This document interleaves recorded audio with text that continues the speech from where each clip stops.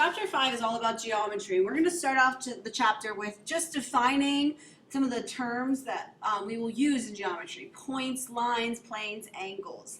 So copy down your target and we'll get started. The first thing we're going to talk about is a point. And a point just names a location. It's one little spot. So this would be a picture of a point, and the way you would name it is you could actually just say the letter, or you could say point and whatever letter you're using. When we name a point, guys, you always label it with a capital letter. The next thing we're going to talk about is a line. A line is perfectly straight and extends on forever in both directions. The lines can either be named by 2 points on the line, any 2 points on the line, and then you do a little line figure over top. So this would be line BC, or by one lowercase cursive letter, and we normally label it on the end, so it might be over here, but this one happens to be on the side. So you could say line BC, or you could say line L. When you're naming a line by one letter, it's always lowercase and it's always cursive. These things matter because we want to make sure we can understand the difference between labeling a point and a line, an array, so that we understand what we're seeing later on. So point, capital, regular letter. Line, either 2 points on the line with the line symbol over top. So this would be line BC, or lowercase cursive letter line L. A plane then is a flat surface that again is flat and it extends on forever in all directions. When you name a plane, you either use one cursive capital letter in the corner, so this would be plane P, or you use any 3 non-collinear points on the plane, and we do have to write the word plane for both of these. So, or plane D, E, F. They must be points on the plane. They must be non-collinear, which means they must not be in a line, okay? So D, E, and F are not all in one line. That'll work. A line segment then is just part of a line, and it's all the points between the 2 endpoints. So this would be line segment GH. The only way we name a line segment is by using 2 points, the 2 endpoints on a line segment, and the line segment symbol over top. You cannot do a lowercase here. This is the only way to name a line segment. And the last thing is array. An array is part of a line that starts at one point and extends on forever in one direction. When we name an array, we only have one possibility. You're going to name the 2 points, one being the end point, the other being any point on that array. And just like we did with line and line segment, we're going to put array symbol over top. One thing I want to make sure I point out here is that notice how the arrow is on the side with the J. You must have the arrow above the J. K is the end point, so that's why K gets the end, and then J gets the arrow. If you wrote it as JK with the arrow pointing that way, that would be a different ray. That would be a ray with an end point of J going on through K. Okay? Those two are very different, so make sure you know the difference there. As I said before, these notations are going to be important, so you have to use capital when needed and a lowercase when needed. You must follow that format. So down at the bottom, practice it. Name 4 points on this picture. Well, any 4 points, like I said, you can just name a capital letter. So we could say J is a point, K is a point, M is a point, and L is a point, right? You can try the rest of these and then press play to go through them with me. So try these on your own first. Name a line then. You're going to name line with the line symbol over top, or we could say line JK or KJ. That lettering order doesn't matter. And then also line KL or LK. Because it's a line and it goes on in both directions, the order does not matter, but those two are lines. NL would not be a line because we don't see arrows on it. Name a plane in the figure. You have 2 options of naming the plane. You can say plane R with a cursive R, or, and this is the same plane and any 3 points. Any 3 of these, it doesn't matter. So I could say MJK, I could say MKL, I could say LJK in any order, okay? So this is just one example. Name 4 segments. Well, remember, segments are part of a line. So even though JK was a line, JK can also be a segment. We're just going to write it a little different. We're going to write the J and the K, but now over top, we don't put any arrows on it. JK is a line, JK is also a segment, this is the segment. Name another segment that you see.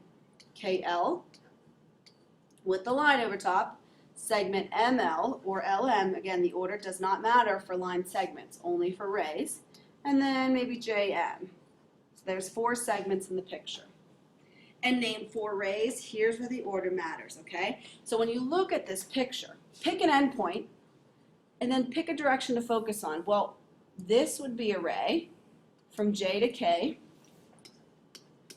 with the arrow towards K. You could also say K back over to J. That one would be K as the endpoint, J as the arrow. So both of those rays exist. We also have ray from K to L. You have to go in the direction that you have another point, so we couldn't just say K on this way, okay? It has to be K to the L because we need 2 points. So K to L with the arrow to L. And we need one more. Do you see it? Let's start with L, and we have an arrow pointing up past K. So there's your 4 rays. Make sure you have all those details, that they matter. You will get them incorrect if you don't have those details. Well, an angle is something that you may have seen before, and it's formed by 2 rays with a common endpoint, and that common endpoint is called the vertex. So here's 2 rays, and they have a common endpoint. They both end at Y. This is called an angle. Angles can be measured in degrees, so this angle would be 50 degrees.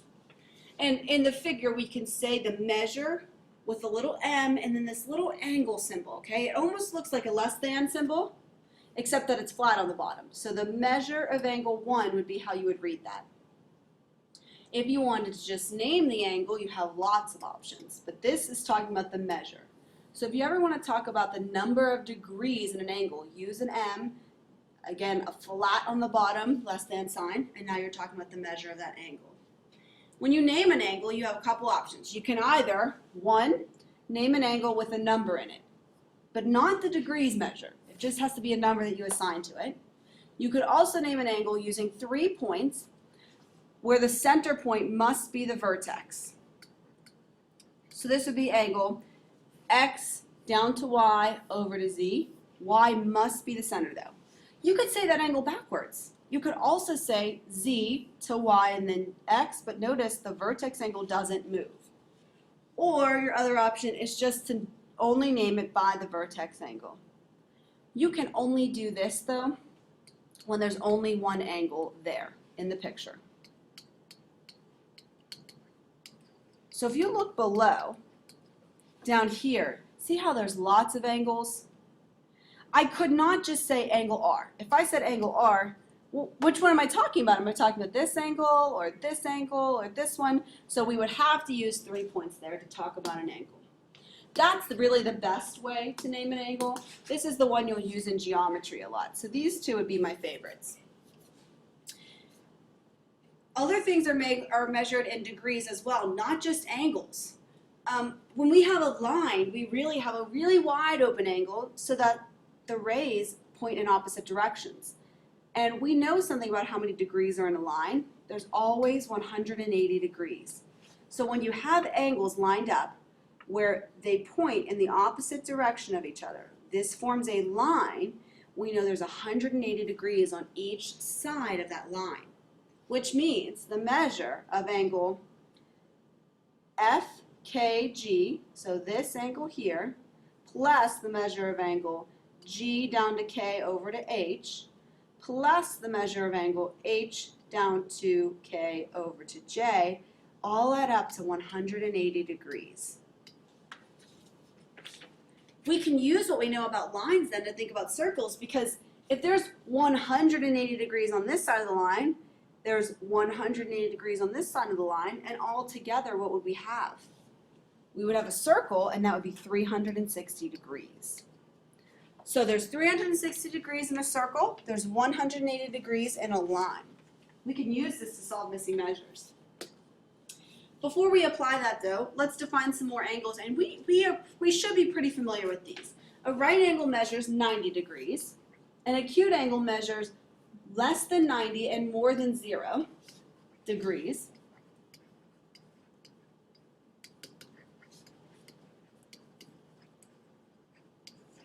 An obtuse angle measures less than 180 degrees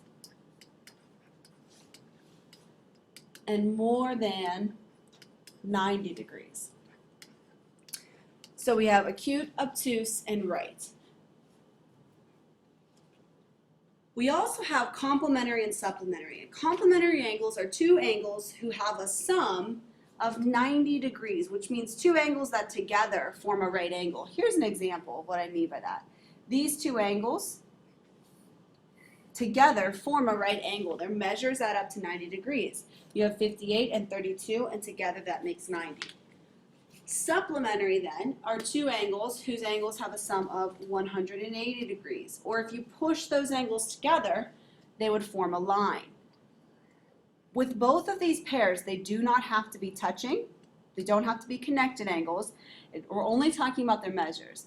So the way I remember this is complementary becomes before supplementary in the alphabet. 90 becomes before 180 when you're counting. Okay, so complementary goes with 90. Supplementary goes with 180. Some other people remember it as complementary is like the start of a 9. Supplementary is like the start of an 8. However you need to remember it, complementary goes with 90 degrees, supplementary goes with 180 degrees. And the last terminology here is linear pair. It's two angles who share a vertex and a side and form a line. So they share a vertex right here, and they share a side, and they also form a line, which means all linear pairs are also supplementary.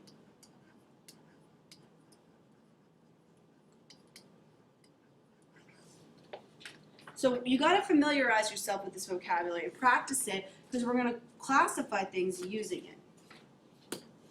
Let's apply this in example 2. I want you to try to name these angles. Try it on your own, and then press play to go through it with me. So to name a right angle in the figure, you're just looking for a 90-degree angle. I see one right here. We're just going to name it with those 3 letters. So angle TQS, or you could say angle SQT. Make sure that Q is in the center because it's the vertex angle. To name 2 acute angles, well, we see that we have TQP, and you could name that backwards, and RQS. Remember, we're using this little angle symbol, so make sure you have that little angle symbol in front. Name 2 obtuse angles. Well, we need 2 angles that are more than 90 degrees.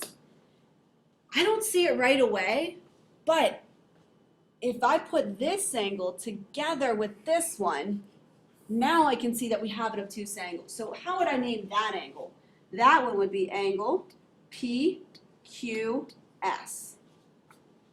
If that's an obtuse angle, then I have one on the other side as well. I can use this 43 with this 90 to form a new angle.